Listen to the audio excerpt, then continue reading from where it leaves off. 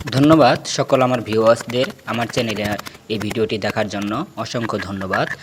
আরও ধন্যবাদ জানাচ্ছি যে আমার এই ফরেস্ট ভিডিওটি যাদের যাদের ভালো লাগবে তারা অবশ্যই লাইক কমেন্ট শেয়ার করে এই ভিডিওটিকে আরও প্রশস্ত করুন এবং আরও নতুন নতুন ভিডিওগুলো আপনাদের সামনে দিতে এবং আমাকে উৎসাহিত করতে আরও আপনারা বেশি বেশি করে সাবস্ক্রাইব করুন। নিজের জীবন বাঁচাতে এবং বেঁচে থাকার তাগিদে নিজেকে অনেক কষ্টের সম্মুখীন হতে হয়।